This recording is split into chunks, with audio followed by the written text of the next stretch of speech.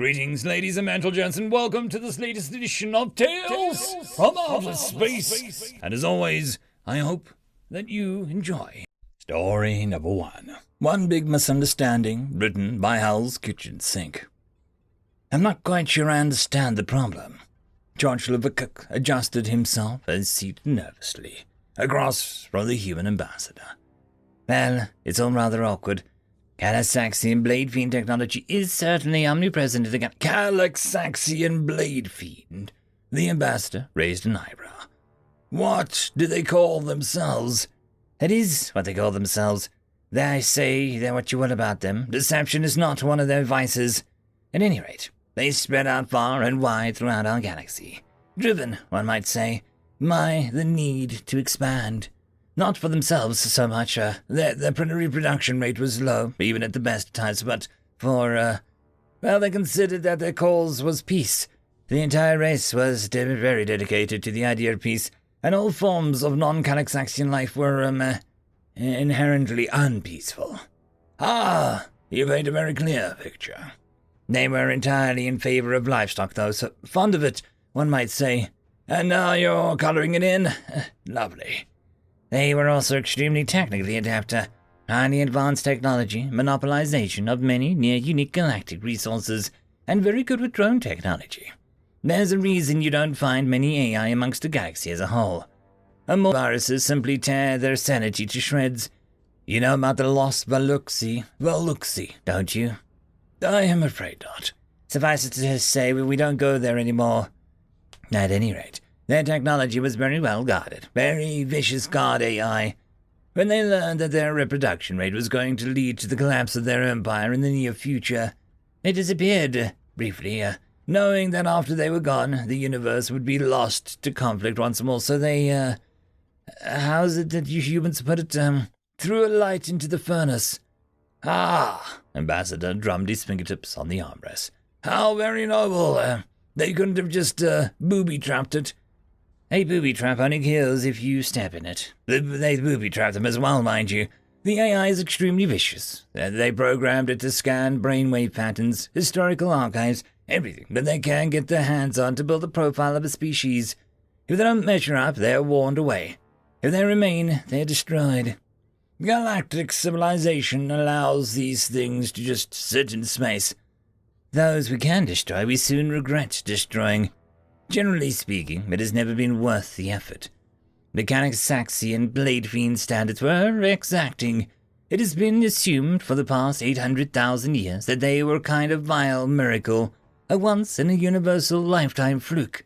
This specific combination of aggression, disgust, intelligence, and innovation would usually lead to a society self-destructing the moment it got its hands on the secret of the atom, let alone spacefaring long enough to make a real go at finding one of the artifacts.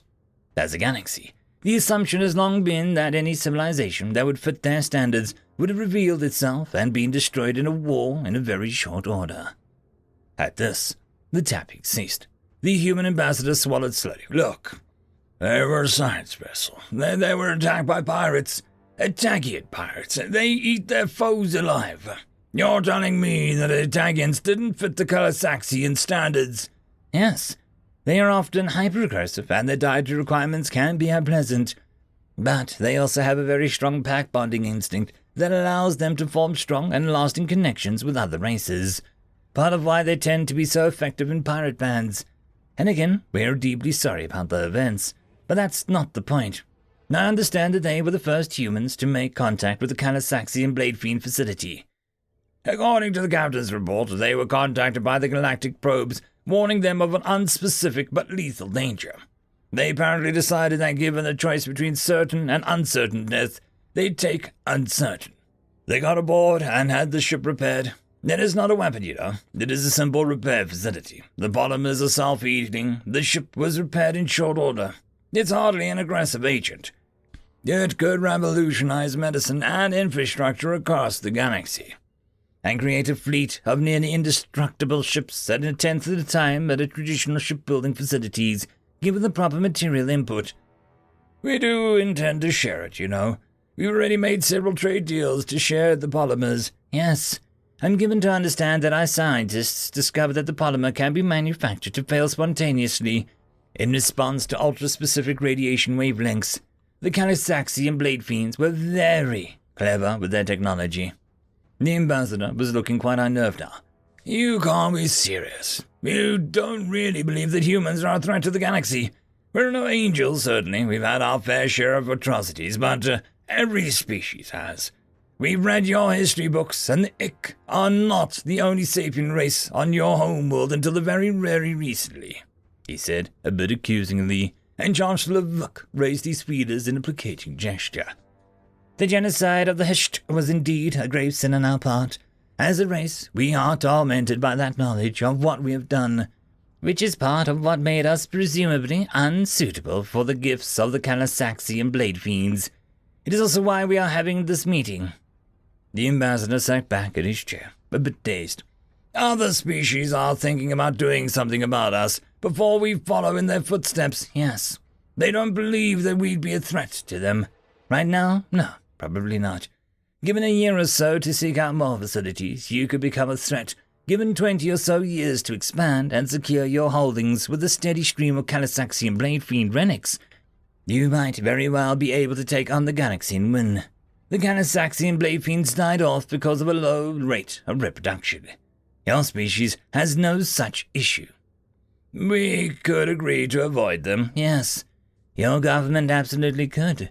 We would even believe that your head of state would be truthful about it.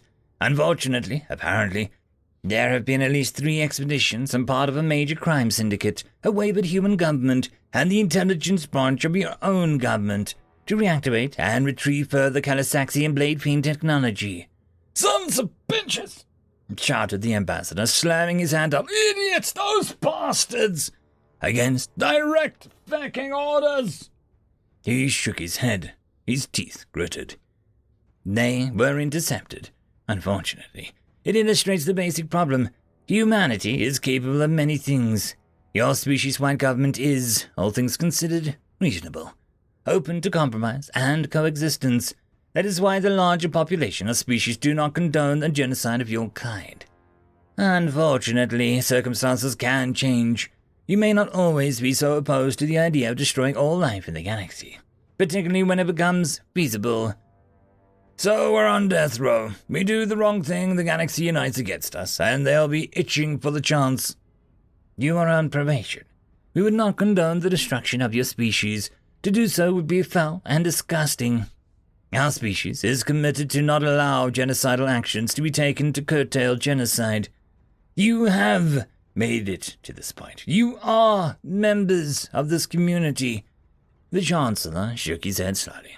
Perhaps you will kill us, but I and my people have made a vow that our end would be better than being responsible for an end of another. That also means that we could not help you in a war.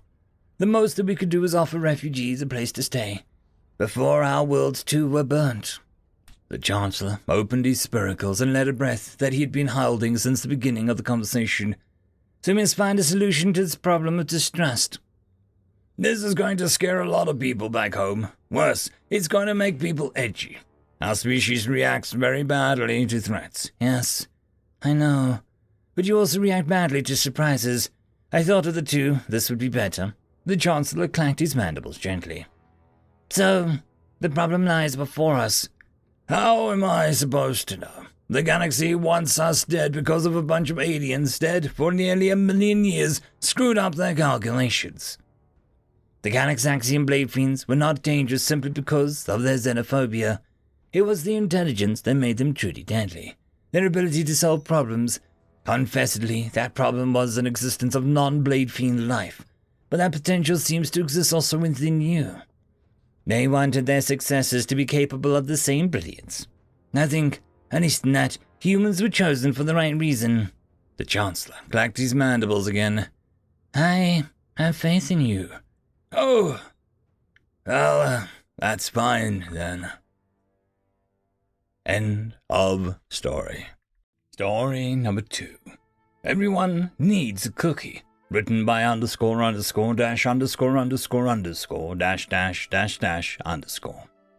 She was a terror, the cosmos, a being of absolute power and unstoppable wrath.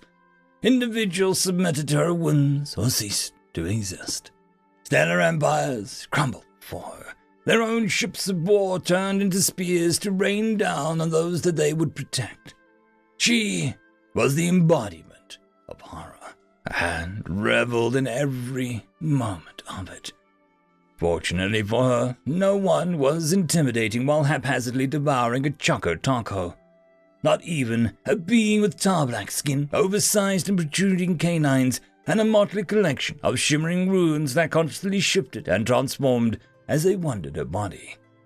The sundress she was wearing added its own quaint charm. The Port Authority didn't know how to respond. They didn't even know if they could respond. What's a customs agent going to do to a being of potentially limitless power? Stamp a passport, that's what. Even if that passport was covered in weird, indecipherable glowing runes. She even had other stamps in it, which was the mind-boggling part.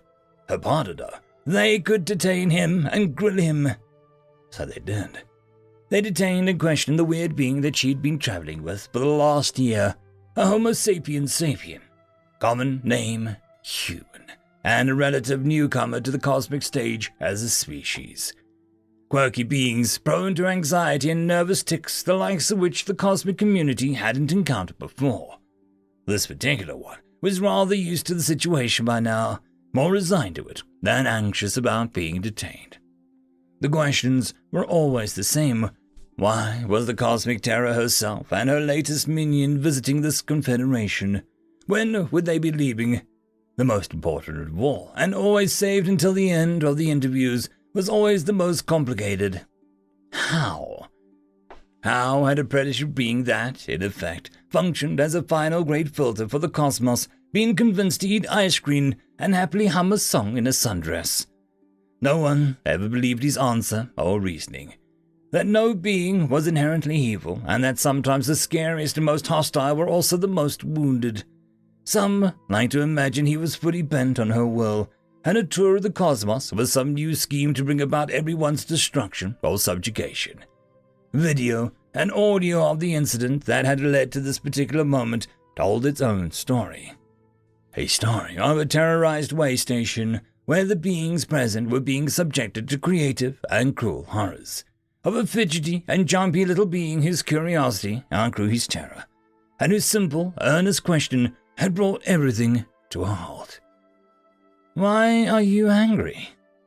That he received a genuine answer from her was shocking enough, much less her acceptance of a hug. A hug and part of a cookie.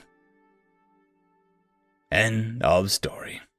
Just a quick shout out to the T5 peeps. Bob the Dragon, Cat Crab Lobster, Data Magnet, Dark Machine, Bezic, Try Again 95, Fudic Yol, Astrea the Dreamer, Caspar Arnholtz, Cam Maxwell, Athelia, Meridian 117, and Jordan Bucksmorm. Thank you very much. And that, my friends, concludes this video. I hope that you enjoyed. There are links down below, both to support this channel and for the author of this fiction. Anyways, I hope you all have a fantastic one, and I'll see you next time. Cheers.